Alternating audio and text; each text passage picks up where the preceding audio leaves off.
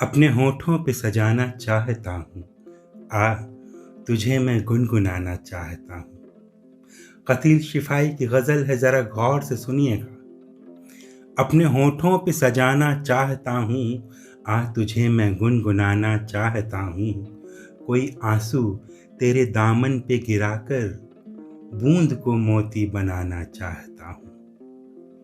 थक गया मैं करते करते याद तुझको, अब तुझे मैं याद आना चाहता हूँ। आखिरी हिचकी तेरे जानू पे आए, जानू माने थाइज, महबूब की गोद। आखिरी हिचकी तेरे जानू पे आए, मौत भी मैं शायराना चाहता हूँ। मौत भी मैं शायराना चाहता हूँ।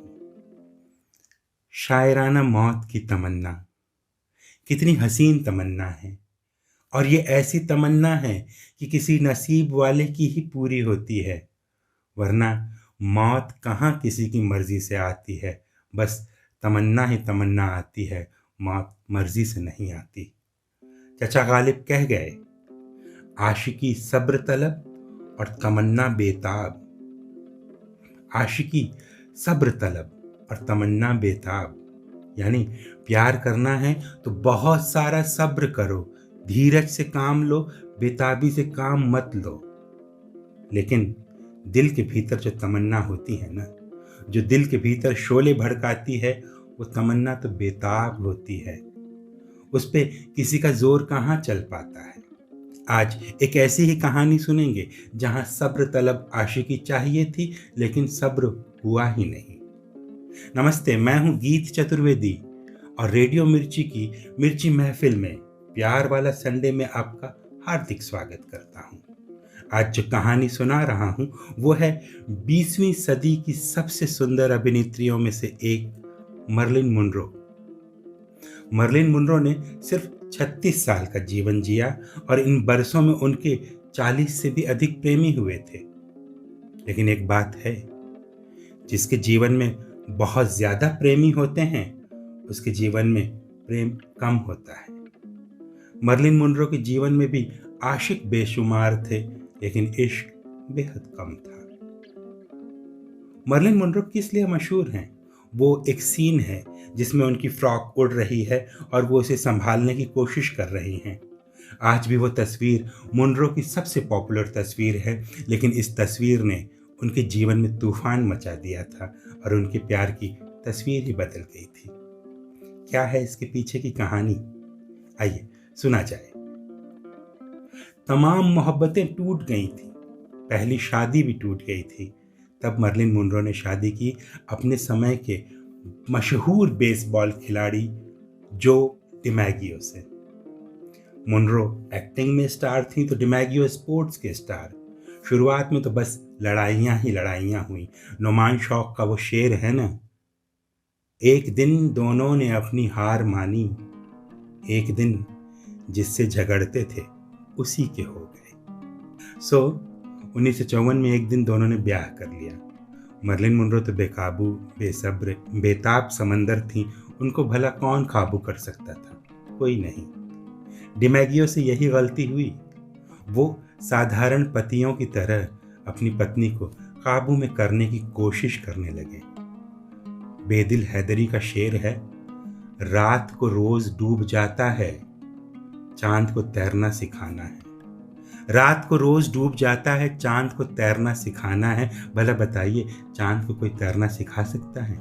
समंदर को कोई शांत रहना सिखा सकता है?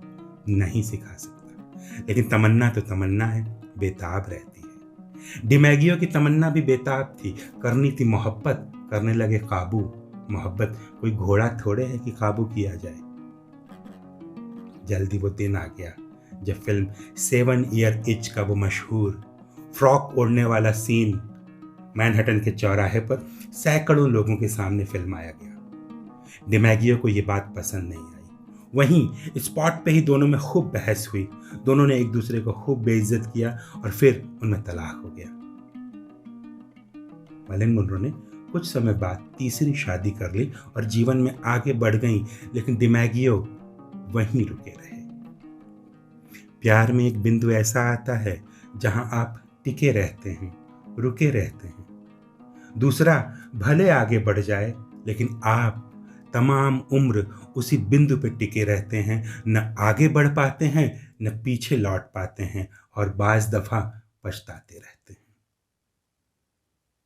गम के दरिया की थाह मिलती ही नहीं, दुनिया में कहीं पनाह मिलती ही नहीं। गम के दरिया की थाह मिलती ही नहीं, दुनिया में कहीं पनाह मिलती ही नहीं। आगे बढ़ना बहुत मुश्किल है यहाँ, पीछे हटने की राह मिलती ही नहीं। डिमैगियो के पास भी कोई राह नहीं थी। उनके भीतर पछतावा जाग गया। एक लंबी खामोशी के बाद उन्होंने मुनरो से फिर दोस्ती कर ली। 1 साल का रिश्ता चला था दोनों के बीच। उसमें उन्होंने इतनी लड़ाइयाँ की थी कि शादी टूटने के बाद डिमैगियो सारा समय मुनरो से बस माफिया मांगते रहे। अब क्या होना था? कुछ नहीं होना था, लेकिन ऊपर वाले का करम देखिए कि दोनों में दोस्ती फिर से हो गई। दोनों जब मिलते साथ बैठ के अपनी पसंदीदा कविताएं पढ़ते थे। बरसों बीत गए, अखबारों में खबरें छपने लगी कि दोनों फिर से शादी करने वाले हैं। लेकिन तभी 1962 में एक दिन मर्लिन मुनरो अपने घर में मरी हुई पाई गई। उन्होंने आत्महत्या की थी या हत्या हुई थी उनकी मौत का रहस्य आज तक सुलझ नहीं पाया है। लेकिन जब अस्पताल से उनकी डेड बॉडी आई, उसे क्लेम करने वाला कोई नहीं था। कहते हैं कि अमेरिका के राष्ट्रपति जॉन एफ कैनेडी भी मर्लिन मुनरो के प्रेमी थे, लेकिन मुनरो की मौत पर इतनी कंट्रोवर्सी हो रही थी कि अंतिम संस्कार के लिए क्या छोटा क्या बड़ा कोई प्रेमी आगे नहीं आया। तब डिमैगियो ने आगे बढ़कर सारी जिम्मेदारी निभाई और पूरी डिग्निटी के साथ निभाई। इसके बाद अगले 20 बरस तक डिमैगियो मुनरो की कब्र पर हफ्ते में 3 दिन 6 लाल गुलाबों का एक गुलदस्ता रखवाते रहे। कभी खुद जाकर रखते तो कभी अपने करीबियों से कह के रखवाते। हर हफ्ते 3 बार 6 लाल गुलाब बिला नागा। इस तरह देखें तो 20 बरस में उन्होंने करीब 19,000 लाल गुलाब मर्लिन मुनरो की कब्र पे रखवाए थे। जब महबूब सामने था तो उससे लड़ते रहे बेसाख्ता। जब वो मर गया तो उसकी यादों से मोहब्बत की कस्में निभाई।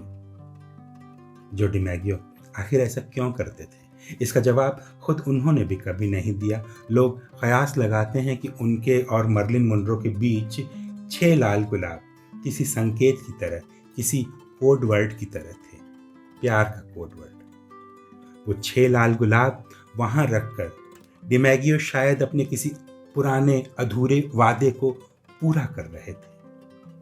क्या था इस बात का रहस्य, किसी को नहीं पता, लेकिन इतना तो साफ दिखता है कि वे 19,000 गुलाब मर्लिन मुनरो के प्रति डिमैगियो के प्यार की निशानी थे।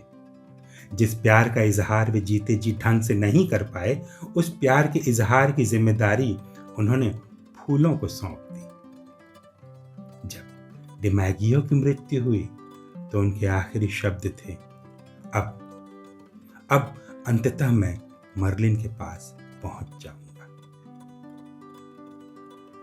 एक दूसरे से बहुत शिकायत रही, लेकिन दोनों में प्यार भी खूब रहा। गिला भी तुझसे बहुत है, मोहब्बत भी बहुत है। गिला भी तुझसे बहुत है, मोहब्बत भी बहुत है। ये बात अपनी जगह है, वो बात अपनी जगह है। मर्लिन मुनरो की मौत के बाद जो डिमैगियो काफी समय तक जिंदा रहे और याद कर करके दुखी हुए, पछताते रहे। कुछ लोगों के जीवन में प्यार उत्सव की तरह आता है, तो कुछ लोगों के जीवन में एक पछतावे की तरह। प्यार अंधा होता है, लेकिन हम अंधे होकर प्यार नहीं कर सकते। हर चीज देखनी पड़ती है। प्यार होता तो अपने आप है, लेकिन उस प्यार को बचाना पड़ता है, जैसे हम एक पौधे को, एक फूल को, एक शिशु को बचाते हैं।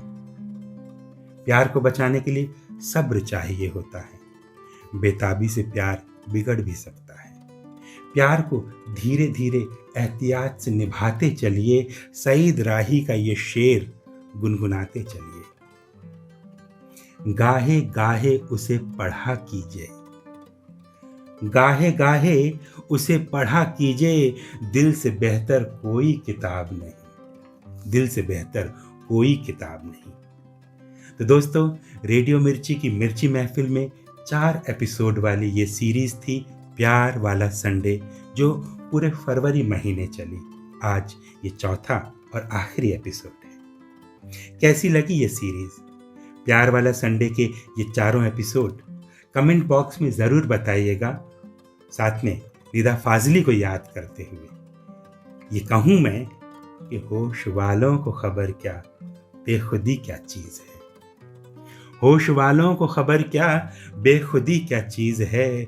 इश्क कीजिए फिर समझिए जिंदगी क्या चीज़ है। तो करते रहिए इश्क, फिर मिलेंगे किसी अगली सीरीज में। तब तक सलाम इश्क।